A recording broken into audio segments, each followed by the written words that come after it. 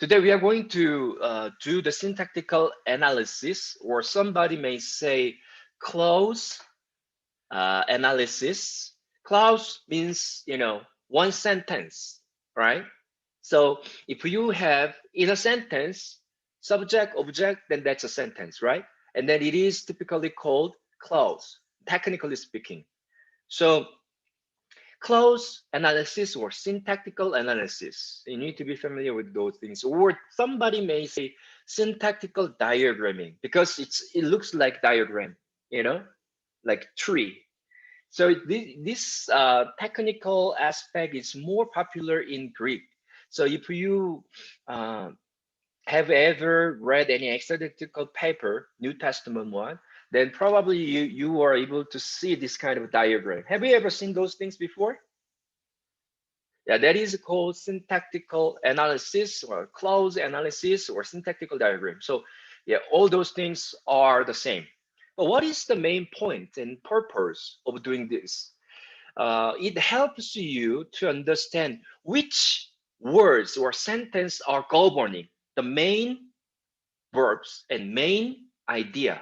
And then if you think, okay, these things belong to the main verb and main clause, and you can find the secondary, which is a subordinated to the main verb. So you can see that, okay, this verb, then this sentence is and should be the main clause. And then I can see that this following sentence is somehow subordinated to this. Then you need to put this second subordinate sentence and clause a little bit further to the left so that you can see that on the right, because we are writing Hebrew language from right to left, right? So whatever comes on the right side means what? The first main clause. And then if you move the second clause to the left, then you can see that, oh, this one is a subordinate to this. And then even you can have one more here. Then this means this sentence or what is it, clause belongs to this second subordinated clause. I'm going to show you what I did yesterday for you. We are going to deal with this, but let me quickly show you this.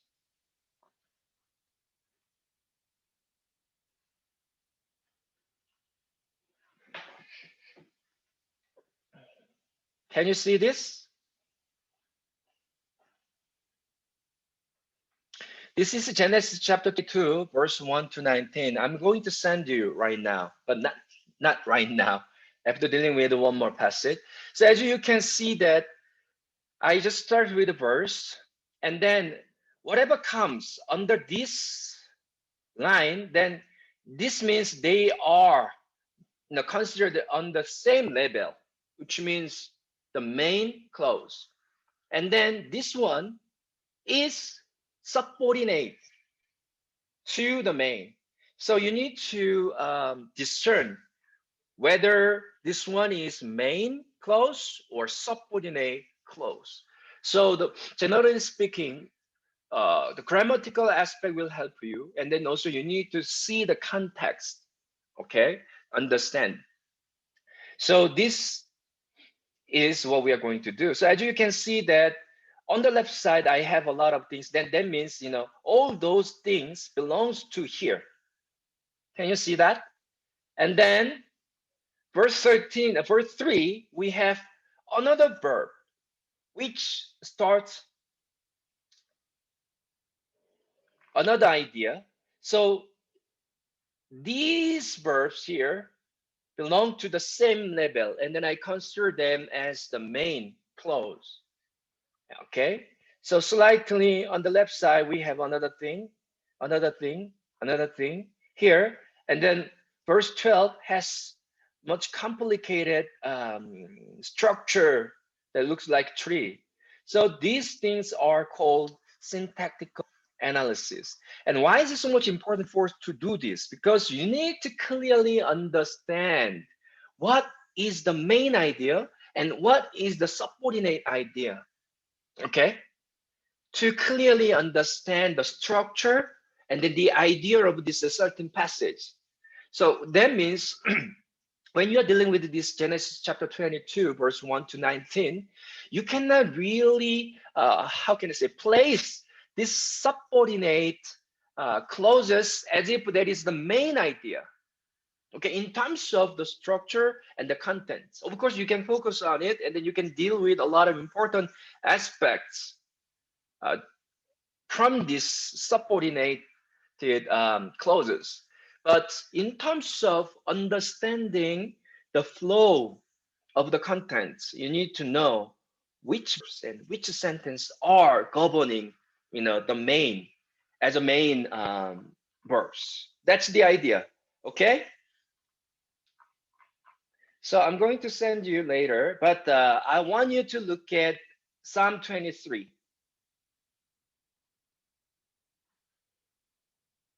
If you don't have it, just to look at this, I'm going to show you again. Okay.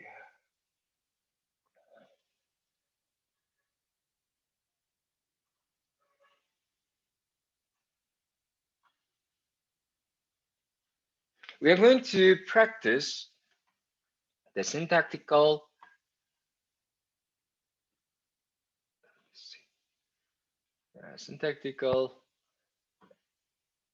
analysis. I believe you can see it.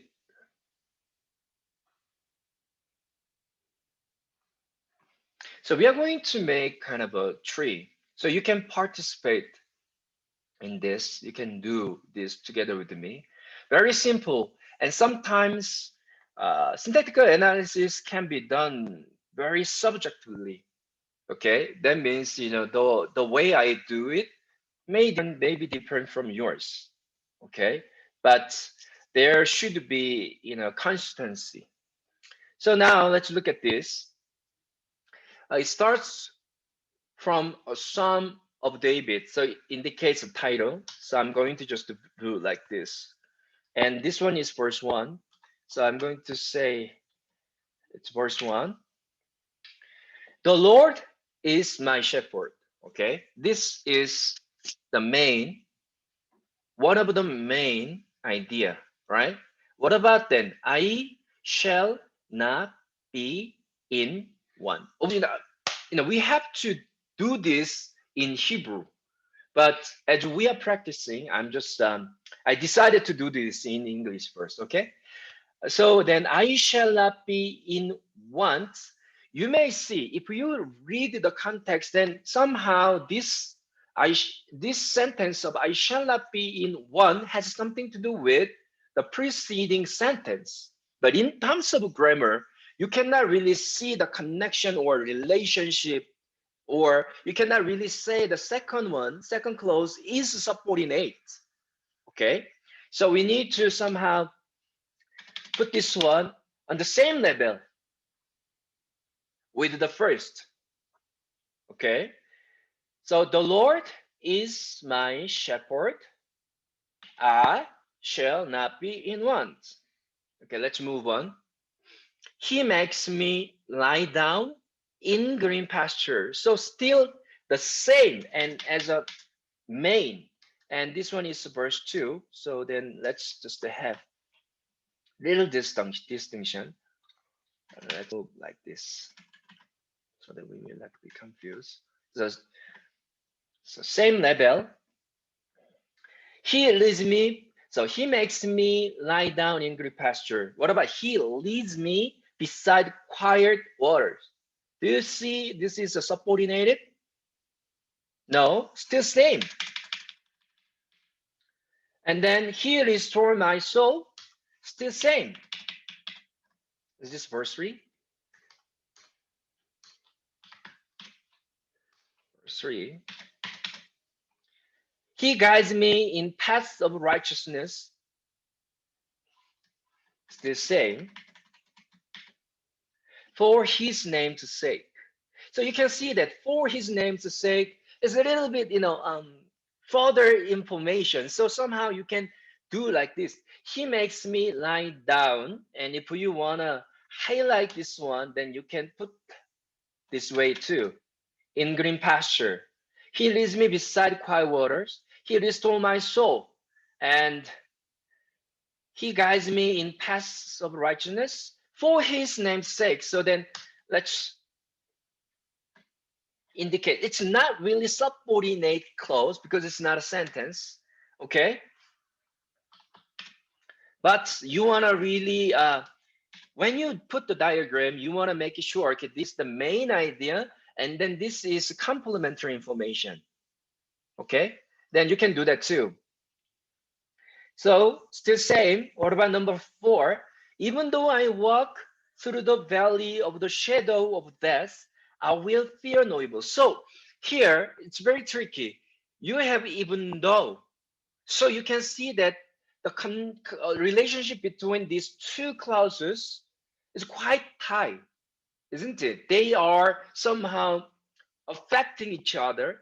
So now you can see that even though I walk through the valley of the shadow of death, I will fear no evil. So which one must come first as the main idea? How do you think? Of course, one more time, your analysis could be different from mine. So have a confidence, but what really is important is your own philosophy. But in my case, I think I will fear no evil is the most important idea. Okay, so then I will put this one here as the main, and this one is very conditional phrase. So it will go to the subordinate idea to the following. And for you are with me. And why? This is the most important part. This is perfectly a clause. But you can see that for you are with me is not really independent idea, right? It is subordinated idea to I will fear no evil. So this one is secondary too. So this is a bit tricky, but the fact that you can see, okay, even though I walk through the valley and for you are with me, they are on the same level, but the function is different. So this one is a bit tricky, okay? But anyway, you can just do the what is important is the fact that you can see which one is the independent clause and which one is not independent clause and subordinate clause, okay? And then you need to see that which level, it's a second level or third level. Okay, for you are with me. So I will fear no evil. Why? For you are with me. So for you are with me as a perfect sentence or clause, it belongs to the first preceding sentence, which is I will fear no evil. Can you see that? Okay, let's move on. And your rod and your staff, they comfort me. So this one is still the same level as a main. What about verse 5?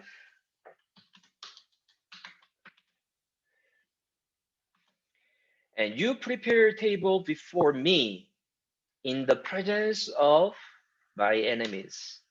We can do that. Or if you want to highlight this, you can do this too.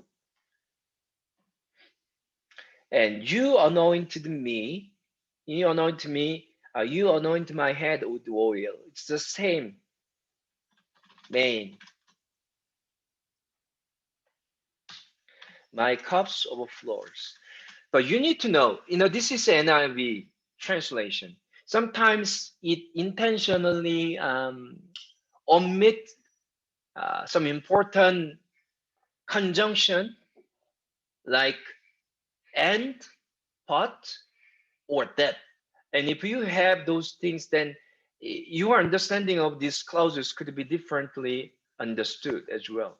So the way you analyze this English version could be different from that of in English. Okay, so why? Because you have the grammatical aspect that affects your analysis. But anyway, let's move on. So my cup overflows. You know, those things, as you can see that, why do we have semicolon here? So somehow NIV tells us that you anoint my head with oil, my cup overflows is related. So it indicates that my cup overflows is still subordinate idea of you anointed my head with oil. So you can say that because anoint the head with oil still has the concept of pouring something and then it overflows, right?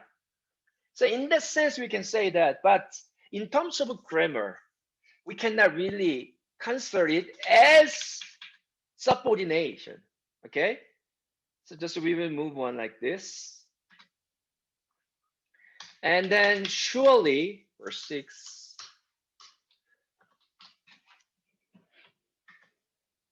surely goodness and love will follow me all the days of my life, and I will dwell in the house of the Lord forever. So follow me, and if you want to highlight this, then you can do this too, okay? And I will dwell in the house of the Lord forever. Now, look at this. What can you see here? If you pay attention to all those sentences that are appearing on the first level, then you can see that, oh, those things are the main idea, okay? Main clauses. And then those things are the secondary one. So, which means you cannot really put this one as the main idea if we are talking about, you know, the flow or the contents or the structure of this given passage. Okay, this is the very basic part that you have to do, and unfortunately we cannot really see, you know, those secondary and third levels of clauses. We have only one here. So after finish, if after you finish this, the first part of diagramming, what you have to do is to put the main idea in English. So you need to put the title of those things. Let's say the Lord is my shepherd, I shall not be in want. He makes me lie down in green pasture. He leads me beside quiet water. He restores my soul. He guides me in paths of righteousness. I will fear no evil. So now, I think you need to divide this main idea into some several concepts. So even though we have how many? 1, 2, 3, 4, 5, 6, 7, 8, 9, 10, 11, 12, 13, 13 main verbs and main clauses. It doesn't mean that they have they have their own idea. There should be several groups of idea. So how can you grouping? How can you do the grouping? You need to follow the concept or the main idea for those 13 verbs or clauses. So you can see that from verse 1, the Lord is my shepherd. I shall not be in want. He makes me lie down. He leads me beside quiet water. He restores my soul. He guides me in paths of righteousness. So far, verse 3 is a continuation, and they all belong to the same idea. What is it? What is the main idea for verse 1 to 3? How are you going to put the idea? Then let me just put this way. Verse 3 from 1. The main idea. How are you going to summarize it? What is the best title as a sentence to summarize those three? Any suggestion? Provision by My God. shepherd. Okay, that's what is it? The title. But can you put it as a sentence? God's provision. Sentence. There should be verbs, subjects.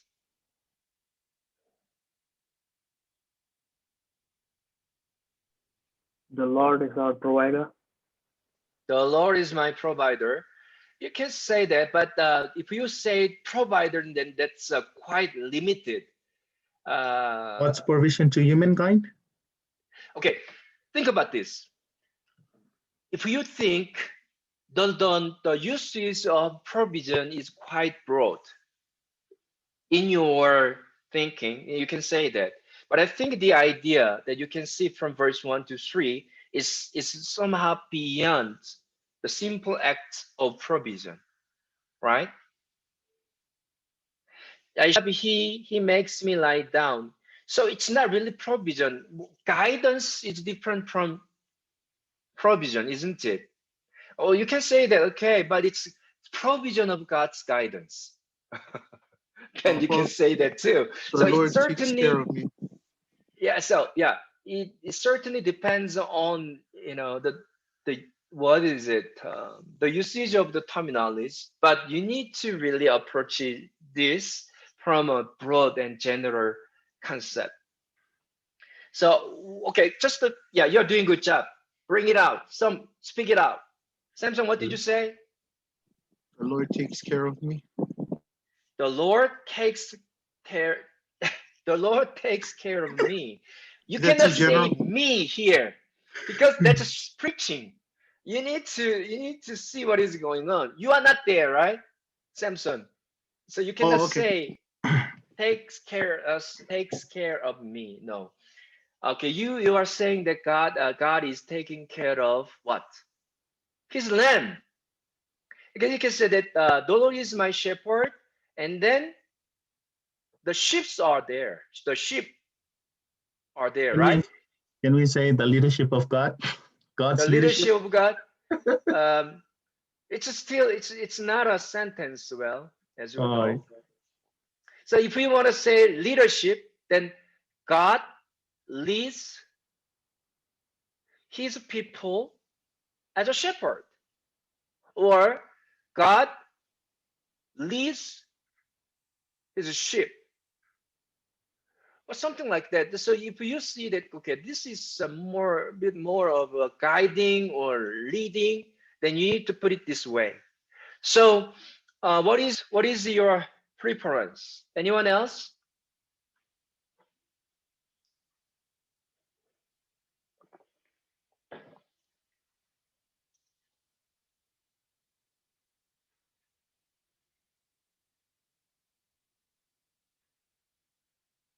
Somehow I can see that God is the shepherd, and then the people are the sheep. And where are they? God, the shepherd is guiding the sheep, but the vision or the scene that we can see here is on the green pasture. Okay, so the idea is leads me beside quiet waters. Where are they? Where are the sheep? Still green pasture.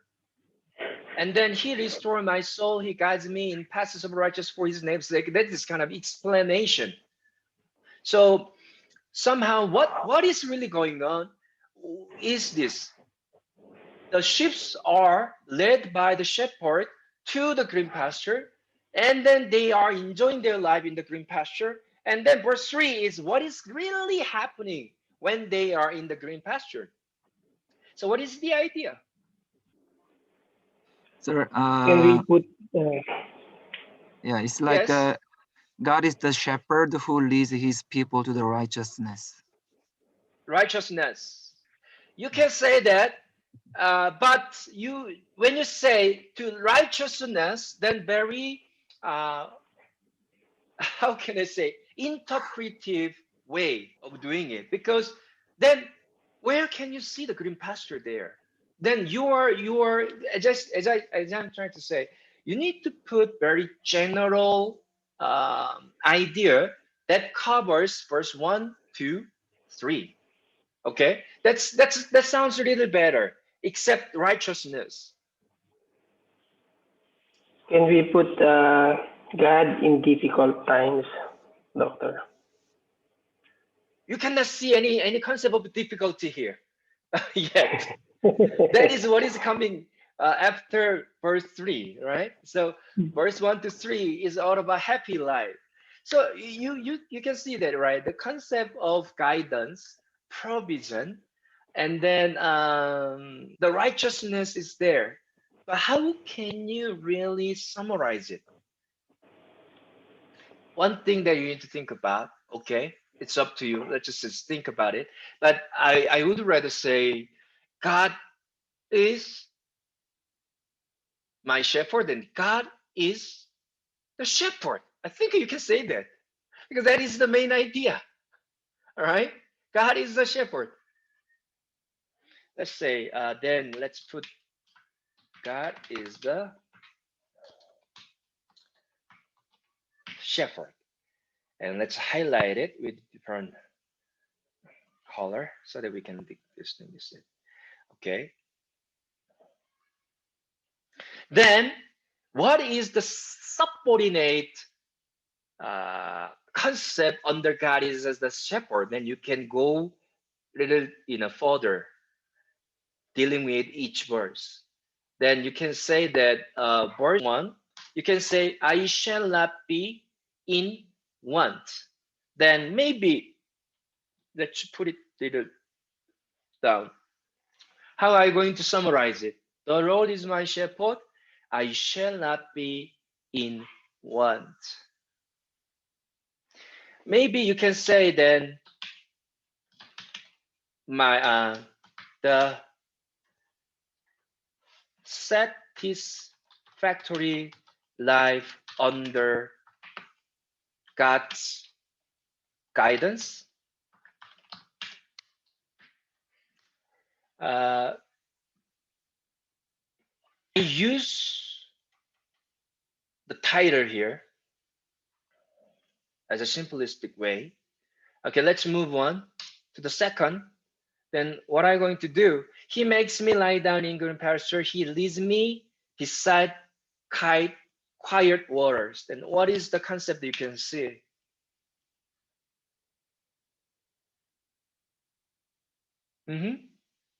He makes me lie down in green pasture. He leads me beside quiet water. So I think this one gives us all the detailed explanation of the guidance, right? Then how are you going to summarize it? He makes me Can we say that it's that one's going to be mean as comfort zone? Comfort zone? No, you cannot really, what is it, put the implication yet. Yeah. Okay, you need to really put what is really going on there, because if you put those concept that you can really extract from the passage, that's a preaching. But you need to really put this one to summarize what is going on as they are. Okay, that's a very important part. And then what? He makes me lie down in green pasture. He leads me beside quiet waters. The specific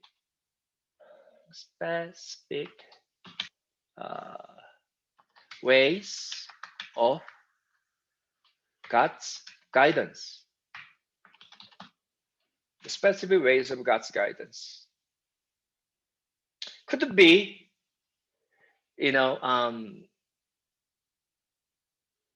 quite broad idea summarizing what is going on. If you can find something better, then that you can do that too. Okay. And then what about verse 3? He restores my soul. He guides me in paths of righteousness for his name's sake. So what is going on here? The consequence of the life led by the shepherd. Can you see that? Or for his name's sake, then you can say that the purpose of the life led by God. Or you can say the consequence and the purpose of the life led by the shepherd. You can say that too, right? So the consequence and pure purpose of the life led by the shepherd or God.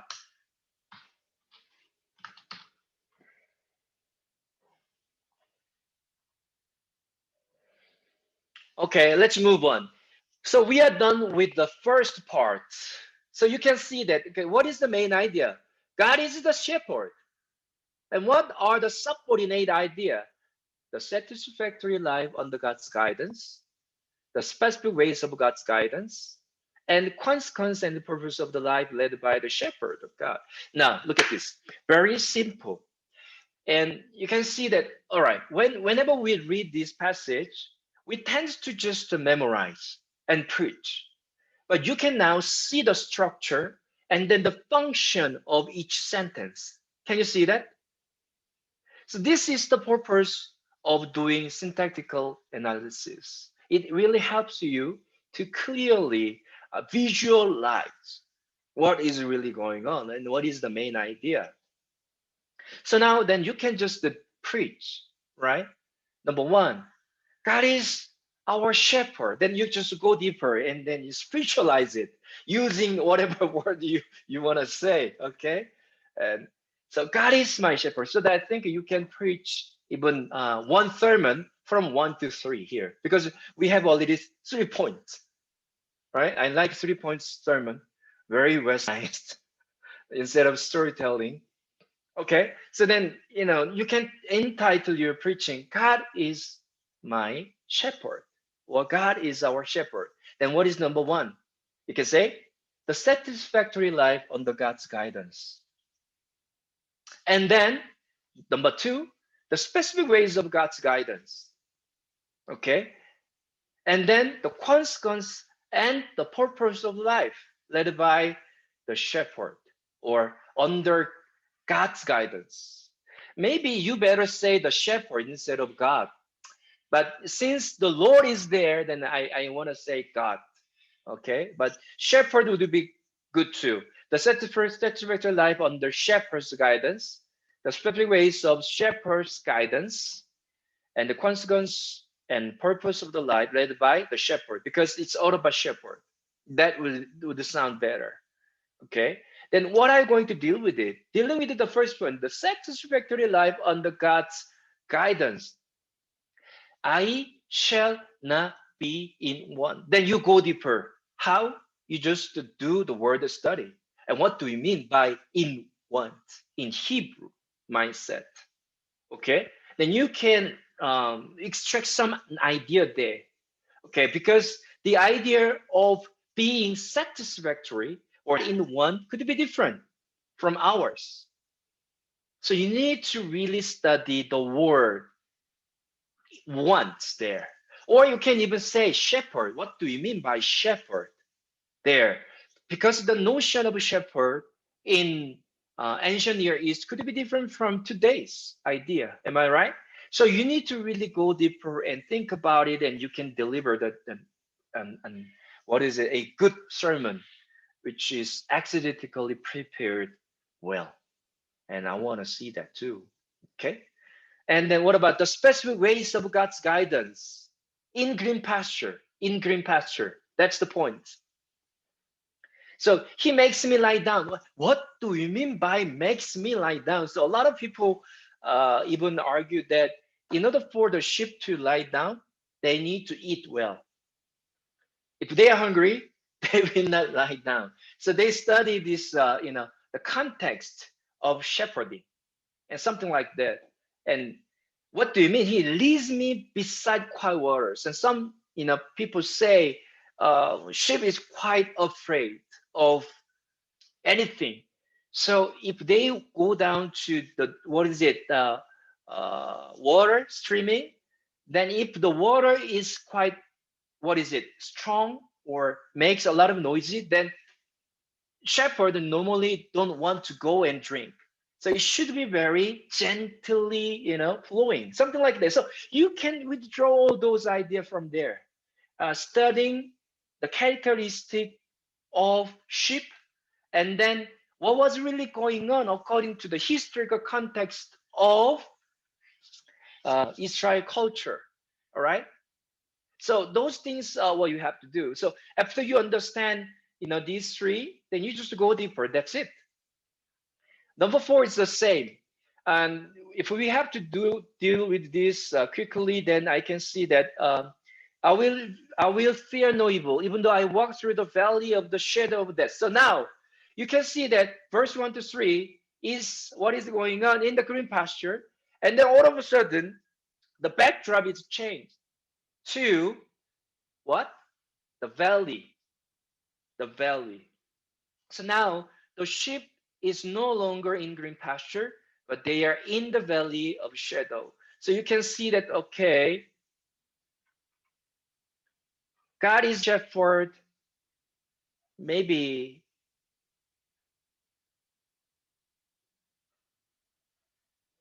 or you can say God leads the sheep, the shepherd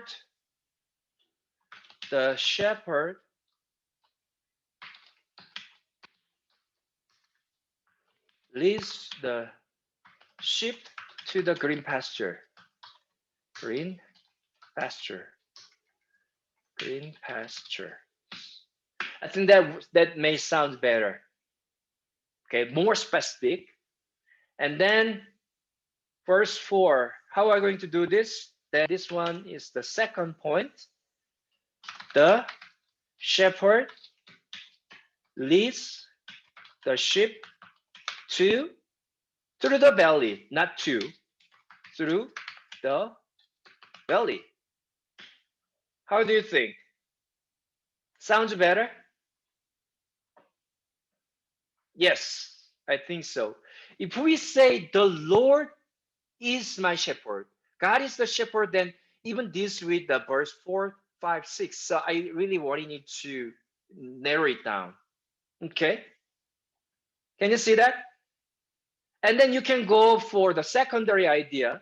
And let's just finish the first idea. And then where can you see? And I think verse 5 deals with another point.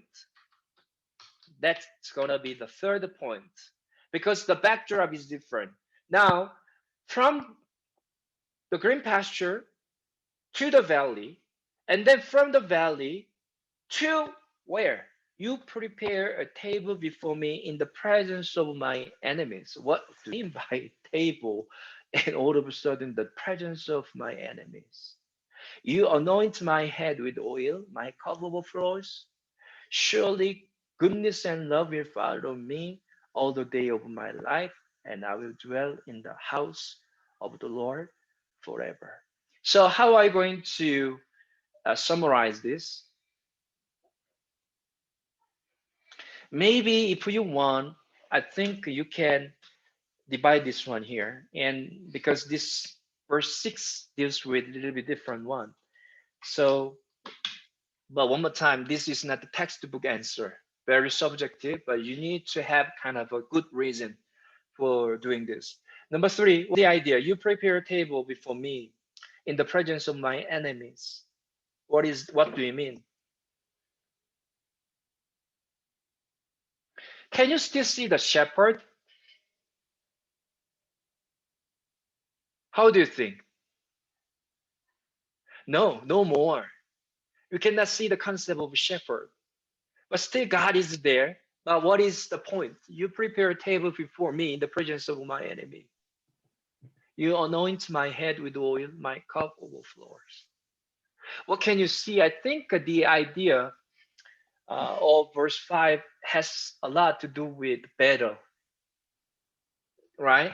And then the symbolic meaning of preparing a table before in the presence of the enemies carries a lot of deeper meaning there because it's kind of a very urgent situation, and then it has something to do with the honor and comfort and confidence, right? They are in the presence of my enemies, but they are eating something, right? How can you do that? That's the idea, right? So then, what is the idea of Uh, God is the lifter of our heads, sir. all right? But that's not the specific enough. Before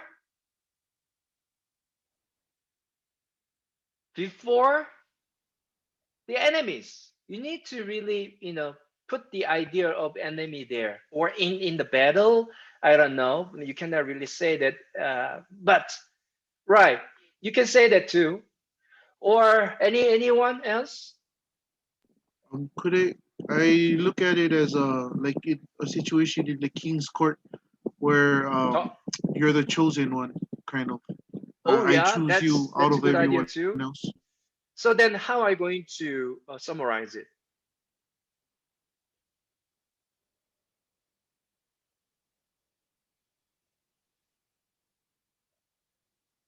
Samson? I don't know. I was gonna Come say on, Samson. the Lord Uh-huh. the Lord exalts you before Do not say you. others. Oh, Do not say you, because you are not there. Me is not there. So please stick to the words that oh, are being used. So you prepare he, a table before me. So then, what do you mean by me in the he who presence of my the enemies? he who the Lord chooses, Uh-huh. or he who the Lord anoints or chooses. The Lord. So is it will, or let something happen? So then you need to really look at the tense of the word. You prepare, you anoint. I guess it's not imperfect, but perfect. The Lord. So what's the word? Honored, or lifted, or exalted? So what do you like?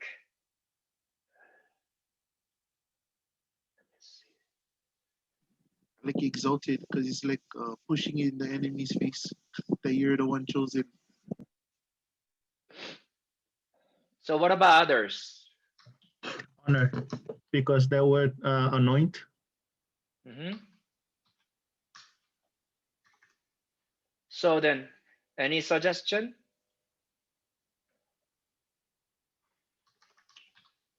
You're doing good job. Come on. Come on, Romero. Yeah, I Don't be think for me shy. it's provision, the Lord provision, because the word table here denotes a feast, meaning table means feast, and uh, it talks about how the Lord provides. Okay. What about others?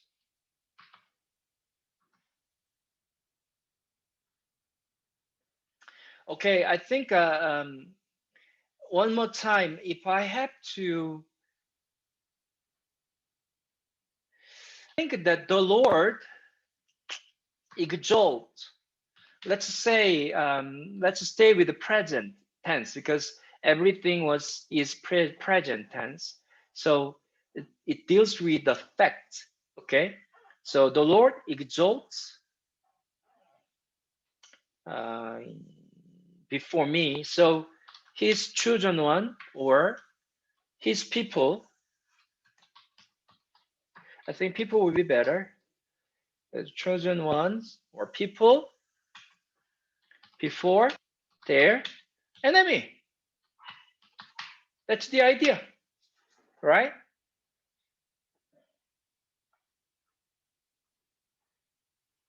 And what about then the last one? Surely goodness and love will follow me all the days of my life, and I will dwell in the house of the Lord forever. Surely goodness and love will follow me all the days of my life. I will dwell in the house of the Lord forever. Some people wanna put verse 6 together with the verse 5 because of this military term of following. Surely goodness and love will follow me. So follow means persuading, persuading. Is it persuading? No, pursuing or chasing. So the following means, when you are chasing your enemy to kill. That's the very military terminology. So somehow verse 5 and verse 6 they are dealing with the same idea because of this usage of the military term. So if we want to put them together, then that's okay too. But if we want to separate it, then that's okay too. But you need to have really a good, solid reason for that.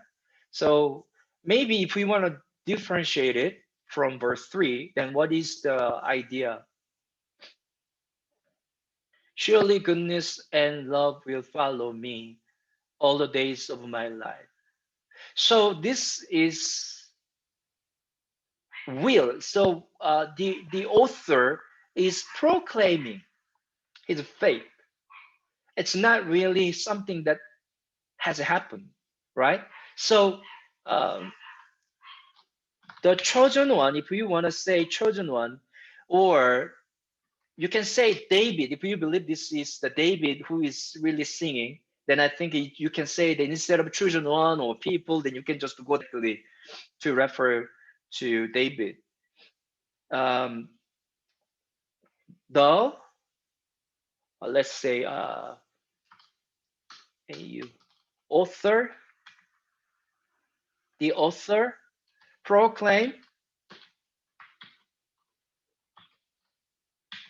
his church, or the author put his confidence or faith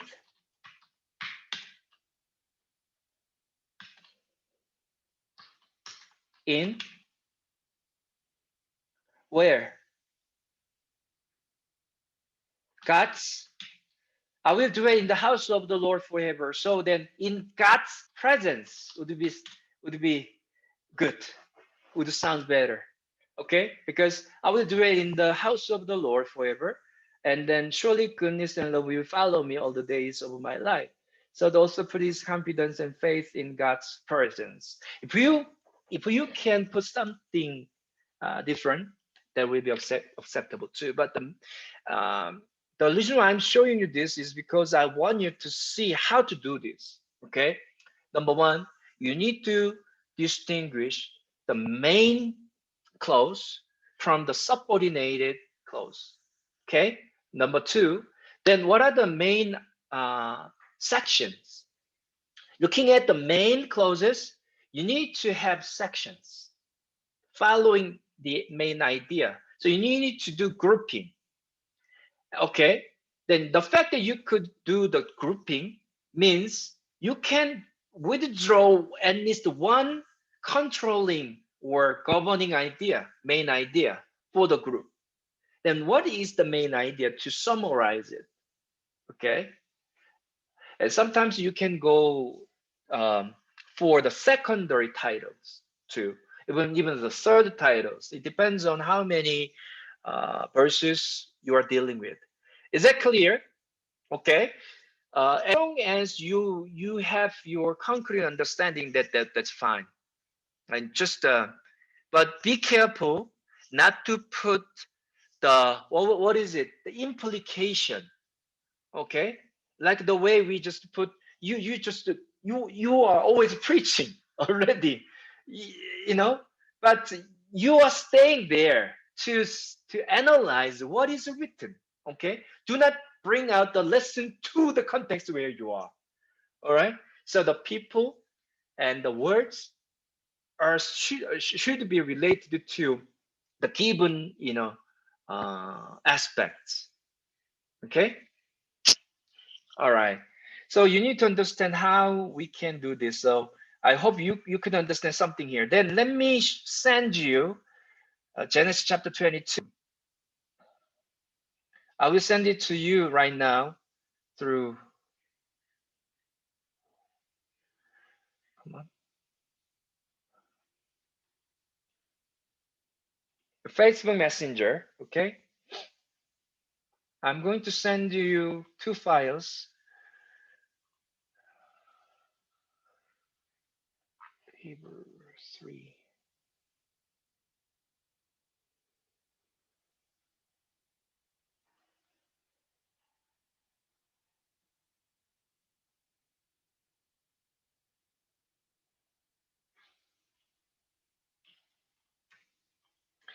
It's the same one, but one is a DOC file and the other one is PDF.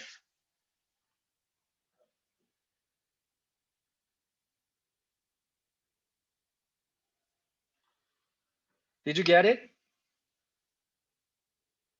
Okay, you can open it. The reason why I use this table is because it's a bit hard for you to this diagram because of this format of writing. So you need to write on the right side, and you cannot really use the tab and space bar to move the sentence to the left, right? So I intentionally use this table, and you can do the same. And let's do this.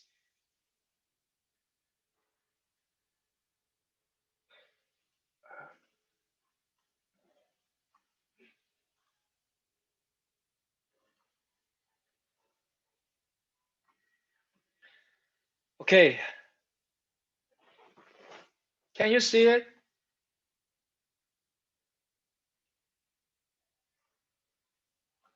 Let's look at verse 1.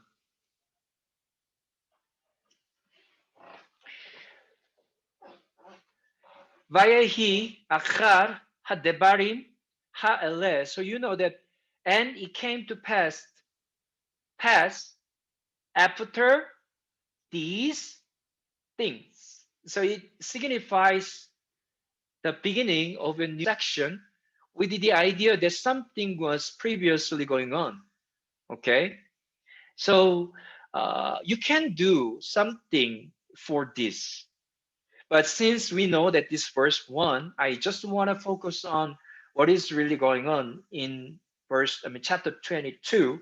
Then I didn't signify the presence of verse 1, and especially the first one. But anyway, so what is the main idea here? It is followed by this va ve ha Elohim nisa et Abraham. Can you read it? The fonts, is it just big enough? Do I need to enlarge? Let's enlarge a little bit, just a little bit. Looks better.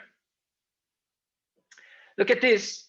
So then, and the God, Nissa, tested Abraham. Can you see that? All right. And he said to him, and Abraham. So Abraham means what? He is calling the name of Abraham. So now you can see that the second level and then the third level. Why? Because God tested Abraham. And then in his test, he says, and he said to him. So I just put this one as the secondary or the subordinated clause to God tested. Okay?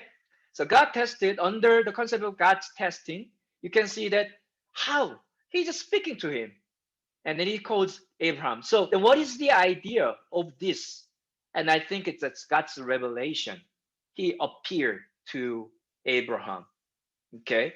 The second one is Vayomer Hineni. So who is speaking here? Abraham. So Abraham responds to God's revelation. So you can see that.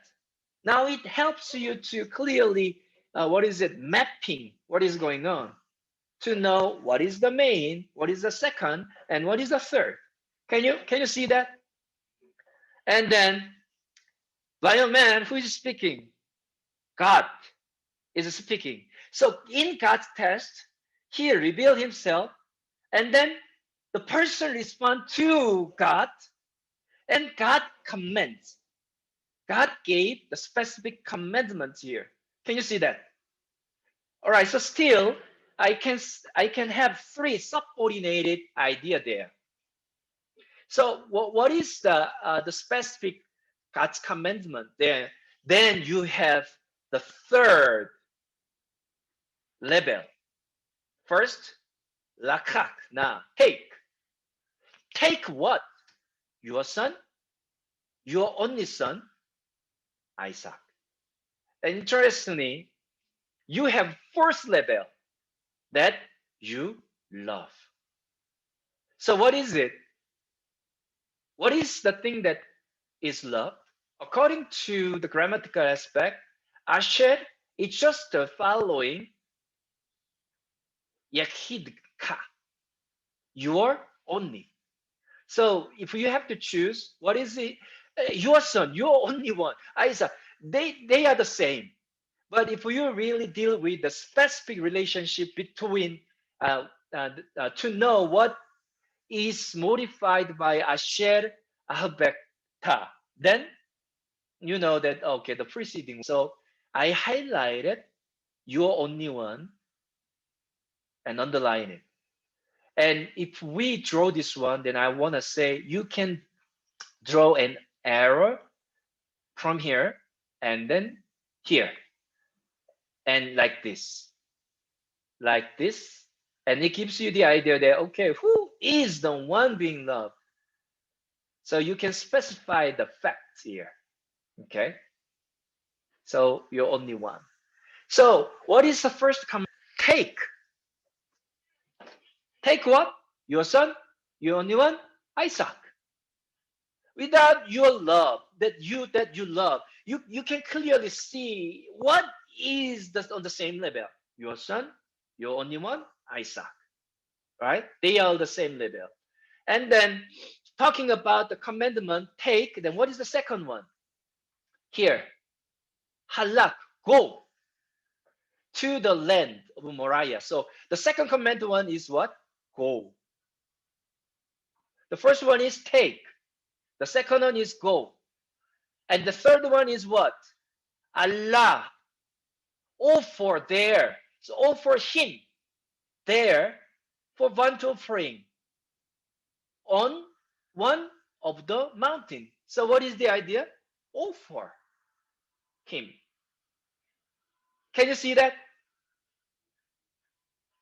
So now you can see that this commandment belongs to God's test. Okay? And under God's test, you have God's revelation and Abraham's response to God's revelation and God's commandment. And under God's commandment, we have 1, 2, 3. Now, what is the benefit of doing this? You can systematically understand what is really going on. And you can see that the main idea and then the secondary idea. Right? Clear? One more time, you may have different perspective. This is what I did. Okay? But if you can see something extra, you are always welcome to do that. And I encourage you to have your own unique analysis. And let's move on. So then the first part of God's test for Abraham is done. And move on to verse 3. Then it said, and he, Shechem, Abraham, Beboker. What is going on? Abraham just to wake up early in the morning. And then they are on the same level.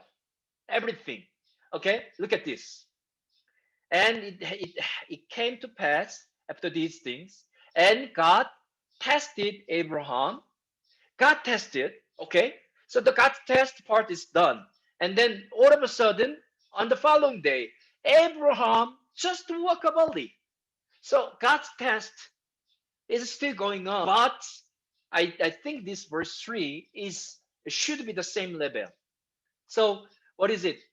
Abraham woke up and Abraham saddled his donkey and then he took Sheni, two servants with him, Isaac, and then he, what is it? Baka, Atze, Ola, cut the woods of offering. All right. So what's going on? He is preparing for his journey to sacrifice. So I put this one as Abraham prepare for a journey by himself.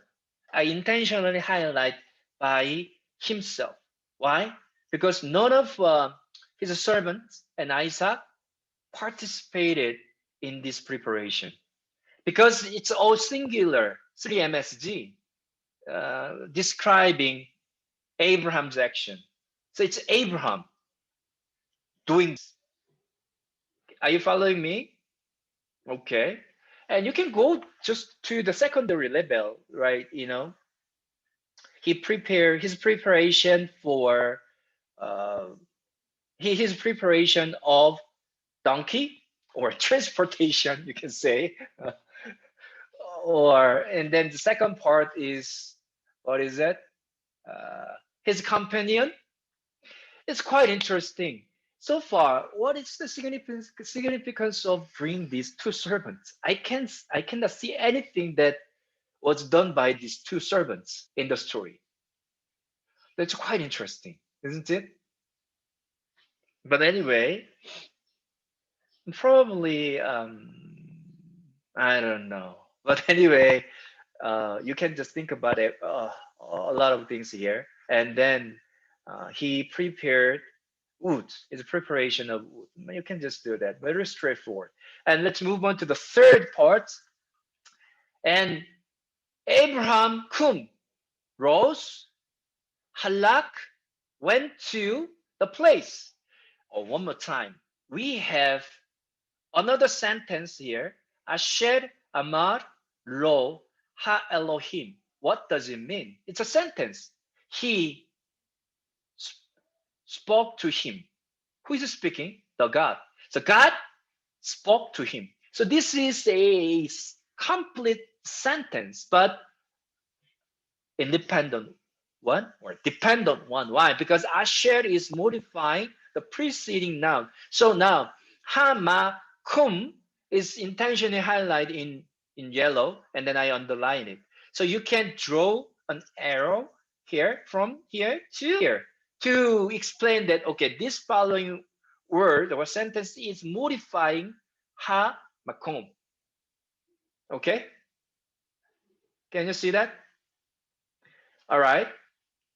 And then on the third day, Abraham, lifted his eyes.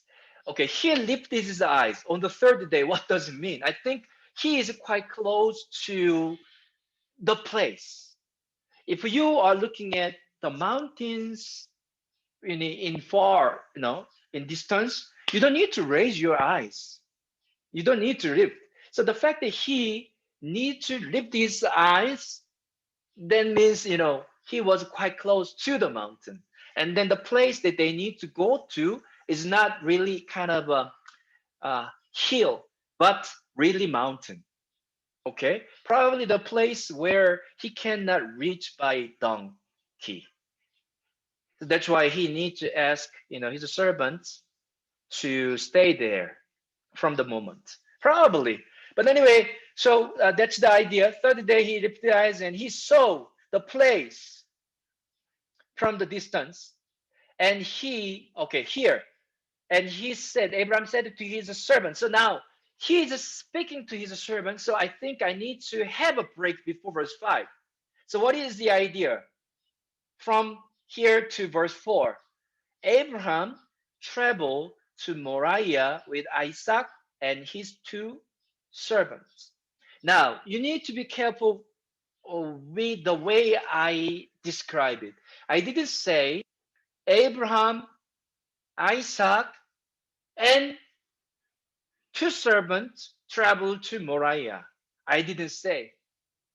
Why? Because they are not the real acting subject. What you can see is Abraham as the main figure doing this. Can you see? So if you put they travel to Moriah, then that's not what you really see. It's Abraham. Still, the focal point is Abraham doing this action.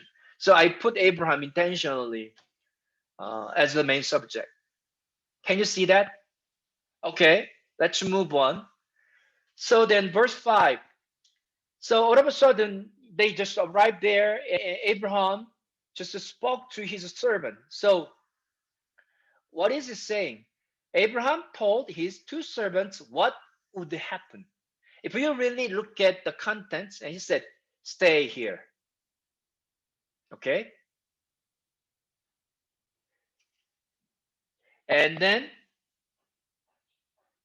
im hahamor,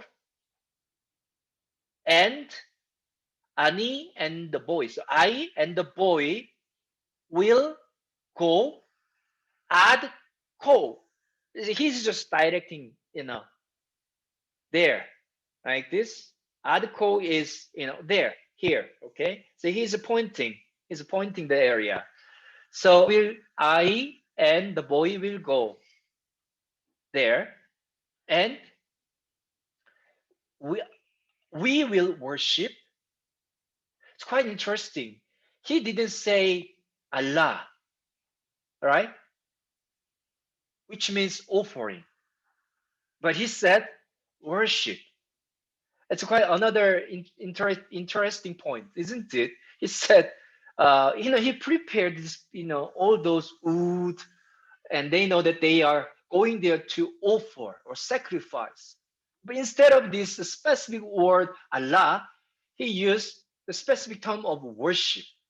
That's an interesting point. But anyway, and then we will return to you.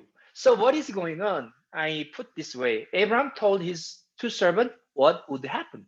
So you guys are going to stay here, and we will go there, and we will come back. Now, can you see? This is quite good summary. Can you see that? To include what is really going on, to provide the main idea.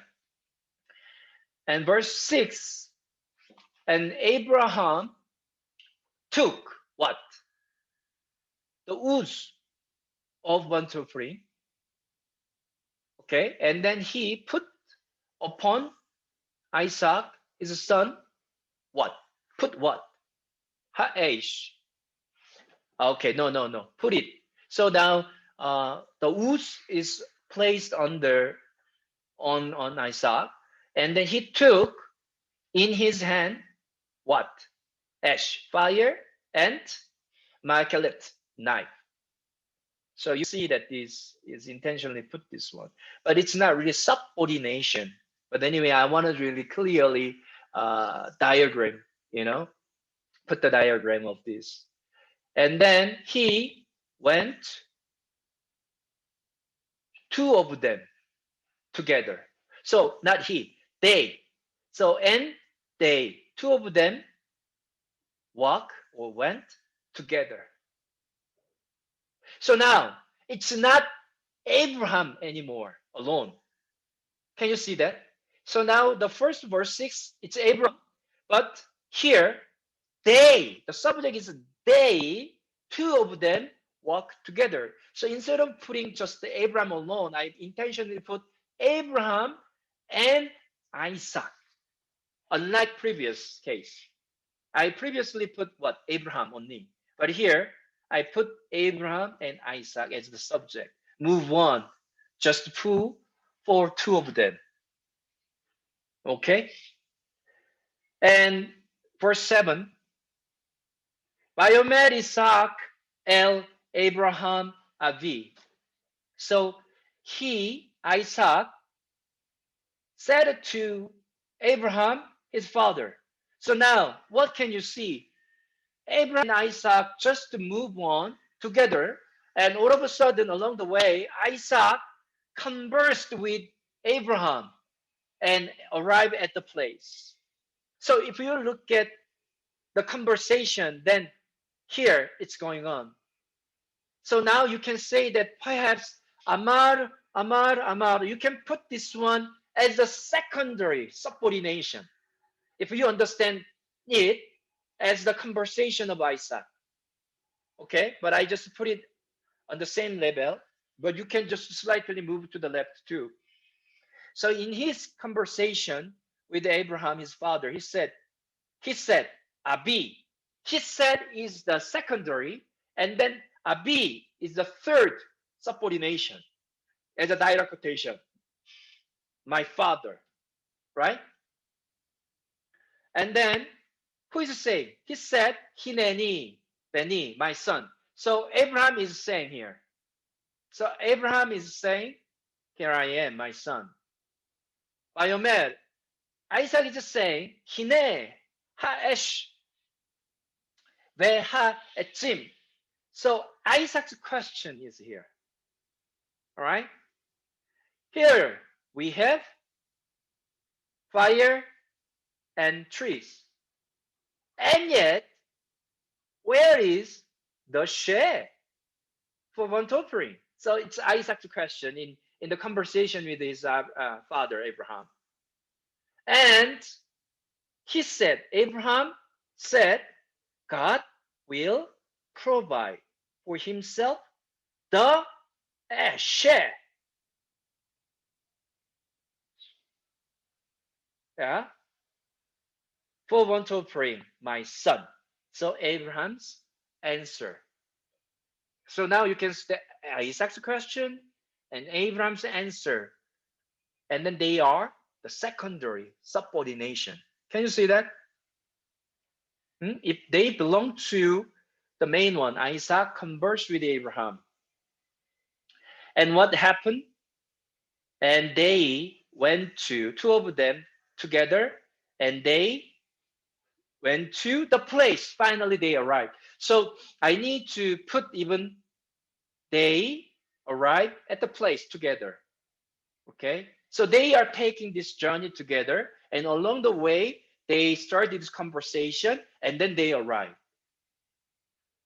And then one more time, ha makom is modified by the following sentence, which is a secondary clause. So this one means what? What kind of the place? The Ha Elohim, the Lord, the God, spoke to him. So it's modifying it, ha makom. So this one is subordinated clause, modifying the preceding noun, which is ha makom. Is that clear? Okay. Let's move on. And he, so verse 9 indicates the process of the journey for Abraham and Isaac. And along the way, they conversed. They had a short conversation. That's it. And verse in the middle of verse 9, it said, and he, Bana, Sham, Abraham, at Ha-mitzbeach. What is it? And he built. Now, another action just started. What is it? He prepared everything to sacrifice Isaac. So he built an altar. So the process of offering Isaac just started. So I just put Abraham prepare to offer Isaac. Under this idea, you can see that he built the altar, and then what? He arranged the woods, and he bound Isaac, his son. And he, by the way, regarding the words of bound, binding, it refers to bind the leg. So if you really go deeper in word study, then you will see that the word is normally referring to binding the leg. So now then you can visualize it. So that is the value of taking word study. Okay? And let me move on anyway. Where are you? Okay. So, and he put him upon Mitzbeach, the altar on top of the wood. So still, Abraham is preparing everything to offer Isaac, right? And Abraham, Shalak sent his hand, and Lakak took the knife. Why? Why? To kill his son. So now I put this one as a secondary. To kill his son. So then another one, Vaikara, and what is it? Oh, okay. So here, before verse 11, so it's all about the process of offering Isaac. So then, are you satisfied with the title, the summary? Abraham prepared to offer Isaac. And you can go deeper, dealing with the secondary title here. But anyway, you need to understand what is really going on. And verse 11, all of a sudden, Kara, someone is calling to him. What is the subject?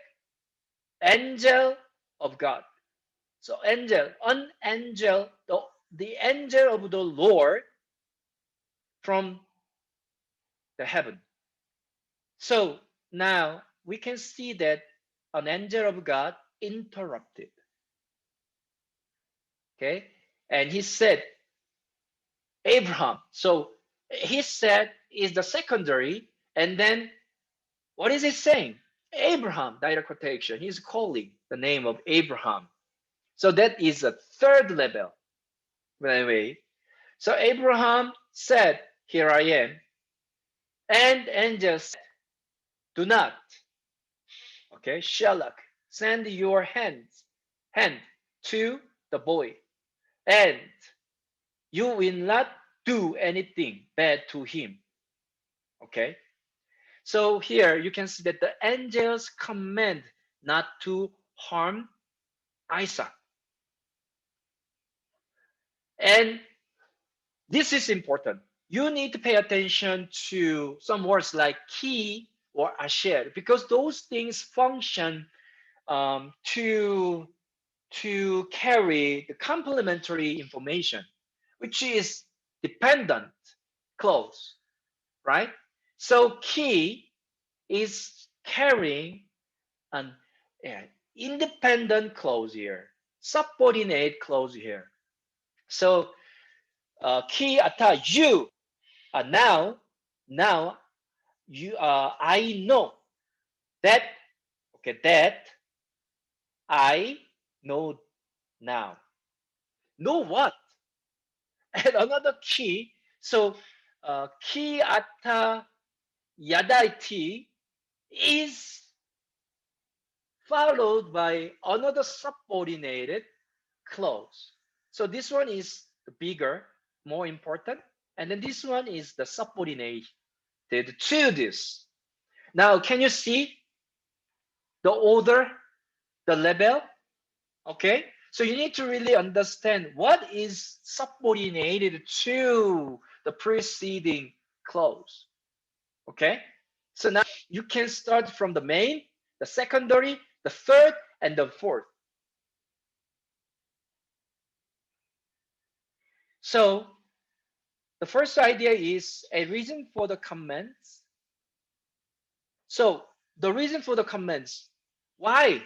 Yeah, hey, do not harm Isaac. It's the angel's comments, not to harm. Why?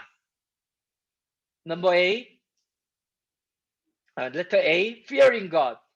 He fears God. Number B, letter B, not withholding the only son for God. So if you clearly put this way, then you understand, okay, there are two reasons for the angel to command not to harm. What are they? Now, I know you fear God and you didn't withhold your only son for God. The two reasons. Okay, verse 13. So, and Nasa Abraham at A9. So what is it? Abraham just lifted his eyes and he saw what? Behold, there is behind him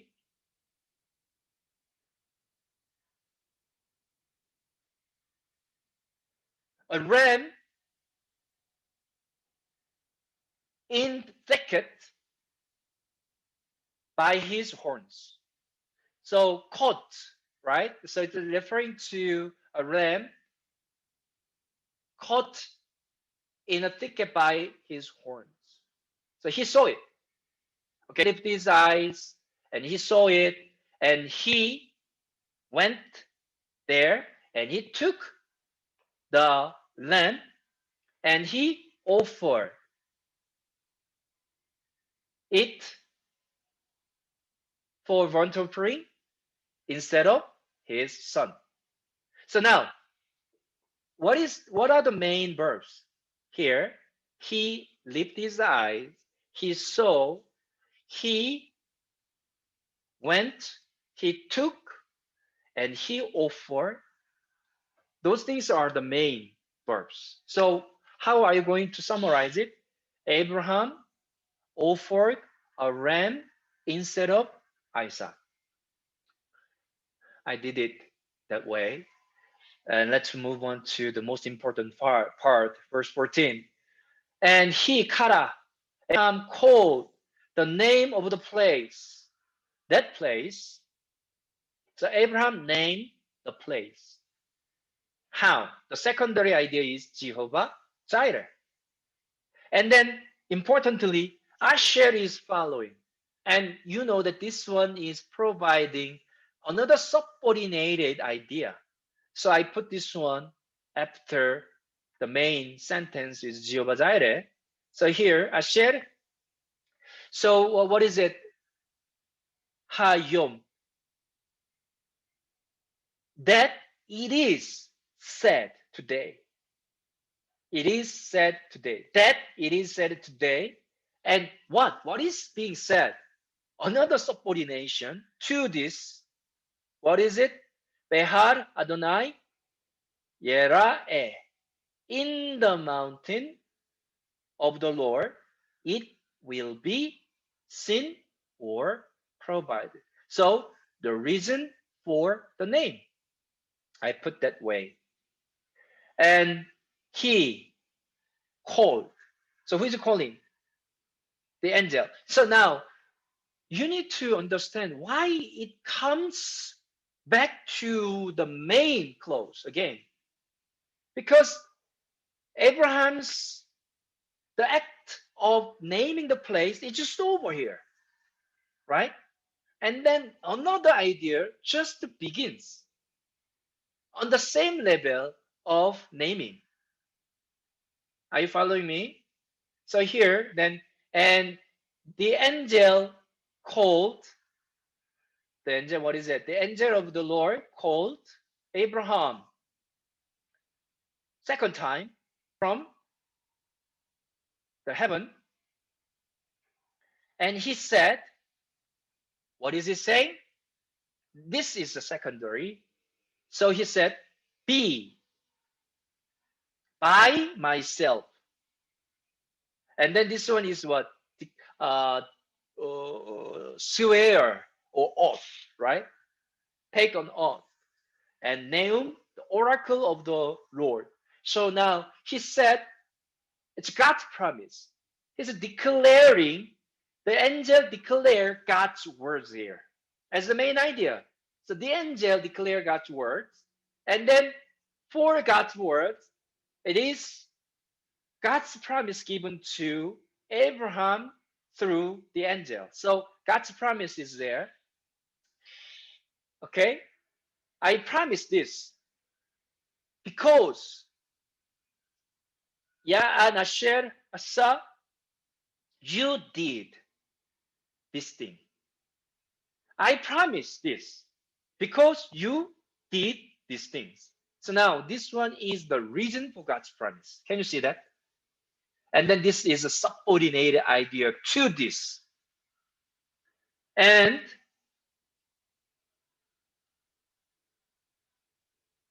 So reason for God's promise. You did this. You did this. And what does it mean by this? And then I can see that fellow at Hashabekta Bineka, he did not withhold his son, your only son. So the reason is specified by the following clause again. So you can see another subordinated clause here, right? And here, because Barak, not because, that Barak Abraka. So I will surely bless you. So what is it? So this one is reason for God's promise. And then this one is God's blessing for Abraham. So still, God's promise is going on. So that is the main, what is it, broader concept. So under God's promise, you can still see A, B. Can you see that? So then this one is followed by, preceded by key. So this one is also important, that. So now, because you did this thing, I promise. What? Promise what? That I will bless you, Abraham. So I promise. So promise is the main idea. And under God's promise, what kind of promise? I will bless you. So God's blessing for Abraham. And then Haraba, I will surely make your seed many. So this is another blessing. So the first one is what? God's blessing for Abraham. And this one is what? God's blessing for Abraham's descendant, your seed. Can you see that? So the specific way of blessing his descendants, like what? Stars of the heaven, like the dust which are upon the surface of the sea. So now you can see that, okay, like the stars and like the dust. And this one is the subordinated idea to specifically Hako, the dust. Now, what is the point of doing this one more time? You need to understand what comes first as a main verb, clause, and what is the secondary clause, and what is the third level of subordination. Can you understand? Okay. And then another promise and blessing, still God's promise. So see, reason for God's promise, God's blessing for Abraham, God's blessing for Abraham's descendants, and then look at this. And then Yarash, your descendants will possess the gates of, what is it? Oyeba Ik. What is it? The dwelling place. Okay? So the gates. So still the blessing for Abraham's descendants is going on here. But all of a sudden, it changes to another blessing. And what is it? Hit Barak. They will be blessed. Who are they? In or by your offspring descendants, all nations of the earth. Not only his servants, but all the nations of the earth. So it's another blessing for everybody like us. Somebody say amen. We are blessed. So now the blessing, the God's promise, now it's clear. God's promise is given to Abraham. One, why was he blessed? Because he did two things. He feared God. He did not withhold his only son. He did not spare his only son. The most favored stuff. And then God's blessing was for Abraham, for his descendants, and also for everybody on the earth. That's the idea, right? And then another Ekev Asher, then which means because the very specific word, then you can see that okay, another subordination, subordinate here is following. So what is it? Shamata Bekoli. You listen to my voice. So the reason for God's blessing, what is it? Obedience. So that is the conclusive uh, statement for God's promise. Whew. A little bit more, then we will be done. Verse 19. So then he, it's quite interesting. It's a singular 3MSG. He returned. Abraham returned to his servant. I don't know why he just said he returned. Normally, he was. I mean, it was supposed to be written like with Isaac, or Abraham and Isaac returned to his servant, but he just emphasized the singular action. So I think from the perspective of the author, he intentionally highlights that the sole action of Abraham. Okay, he wants to highlight the action of Abraham. Okay, the focus is there, and see, and then it's a 3MPL subject, and they whom stood up. So when they Isaac and Abraham returned to the place where the two servants were waiting for Abraham and Isaac, and it describes the sole action of Abraham.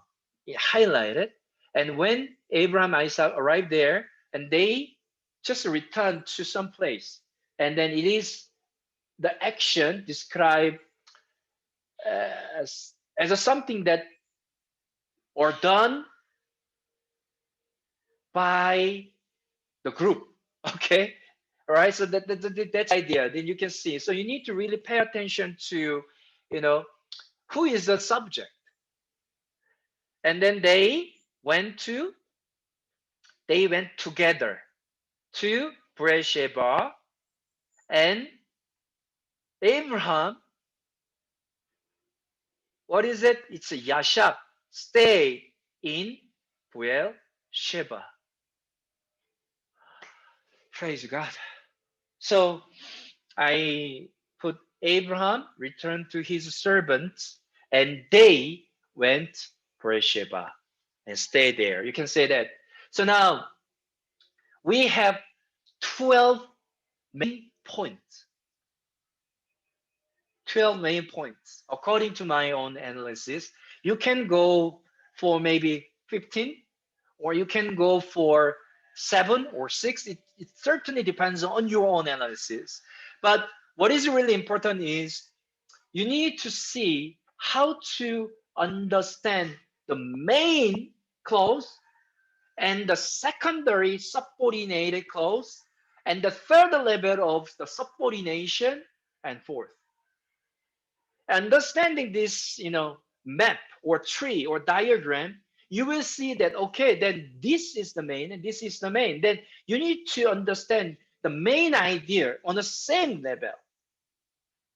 Okay, you cannot move like this, starting from the first and then moving on to the secondary and third, and you cannot deal with those things on the same level. Do you understand? Then let me just read from the beginning and then highlight the main one. And could you close your eyes and listen to me? Number one, God tested Abraham. Number two, Abraham prepared for a journey by himself.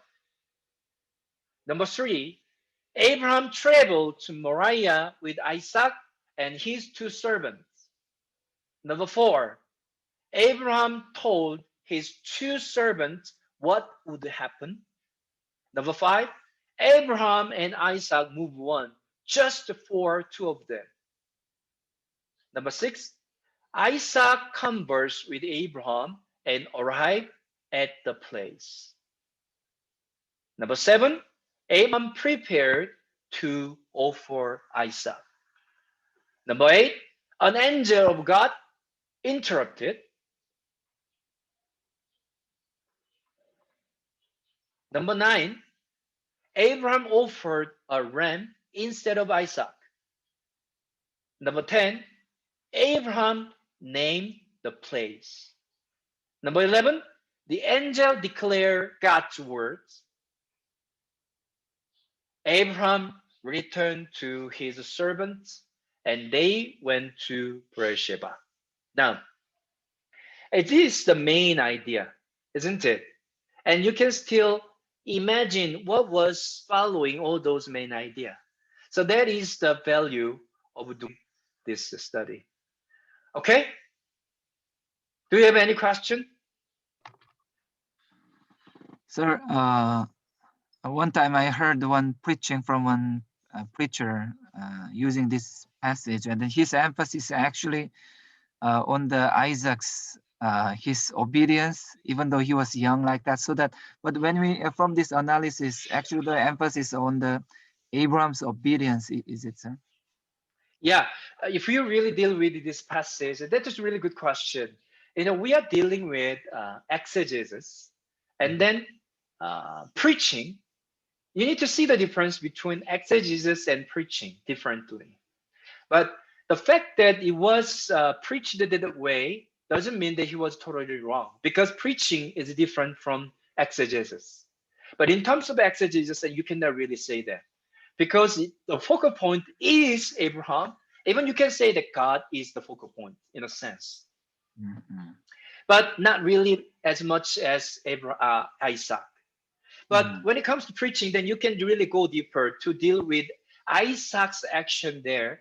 But if we really deal with this passage from the perspective of exegesis, then I don't want to really support the idea. So that's why I'm saying that you are not supposed to put a lot of implication in terms of word choice. You need to really fix your eyes upon what is really going on to understand the context. Okay, so why are we doing this? Because we want to clearly understand what is going on. That is the effort of doing exegesis. But you don't need to stop there. After understanding this passage, what are you going to do? You need to move on to preaching. Then you can go deeper and you can deal with it in a different way. Okay, so but my point is, without understanding what is really going on in terms of context and in the content, how can you really deal with a sermon in relation to this? So you need to really do your best in understanding the original context and the original contents of the passage. So I know that there are several preachers who delivered exegetical sermons, and I think people really appreciate it because it doesn't really move on to the area where the interest or emphasis of the preachers are. Instead, some preachers intentionally highlight this is the main idea of the passage, and they really try to focus on what can be dealt with by the author from the perspective of the author. So some people say that's the authorial intent, but I don't want to say there is an authorial intent that we can recognize. Living in the 21st century, it's impossible, but we do our best to understand what was the authorial intent. So yeah, thank you for the question. And what do you learn today? What did you learn? Is there anything new that you realize? And after learning this passage, what What insight have you learned?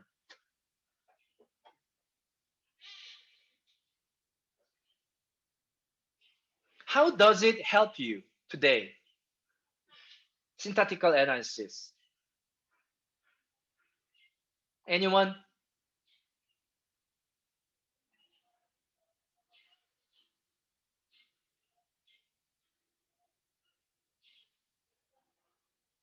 Okay.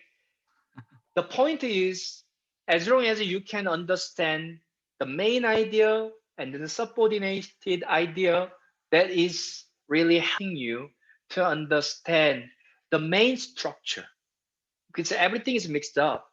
So you need to clearly see, okay, what is the main and what is the second and how was it modified, and those things will help you to better understand the passage of Genesis chapter 22. So I hope you learned something today. I know you need to practice. You need to practice. So you need to really interact with this grammatical aspect, right? So like the presence of asher or key, you need to pay attention to those uses because they normally carried another subordinated idea. Then you need to put those things as the secondary information.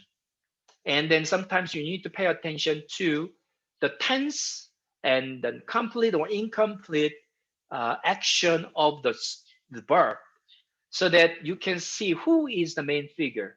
And then if there is any change of the tone or the content, it will all affect your analysis.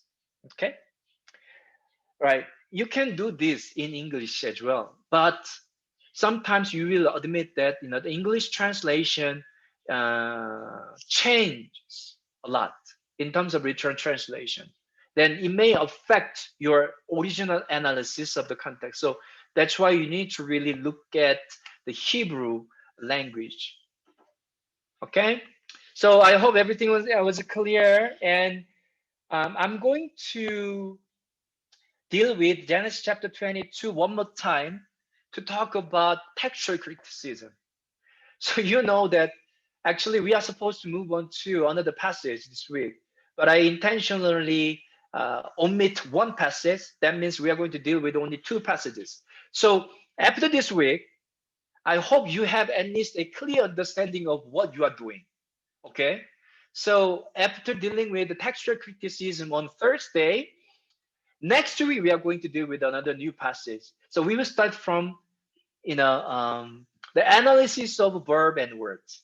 So that means after Thursday lecture, you will be given a new assignment to analyze the verbs and the words of one passage. And then I will give you another assignment for syntax. Okay. Then you need to look at Murauka, Jessenius, and those things, right? Walter O'Connell. And then we will deal with this syntactical analysis and textual criticism. Then we are done. Okay. So this is the the projection of our lesson. One more time, it's not about speed, but the accuracy of your understanding. So please do your best and understand things correctly. All right. So after this week, you need to know what you are doing. All right. So see you on Thursday. Bye. Thank you, sir. God bless you. Thank you, sir. Sir.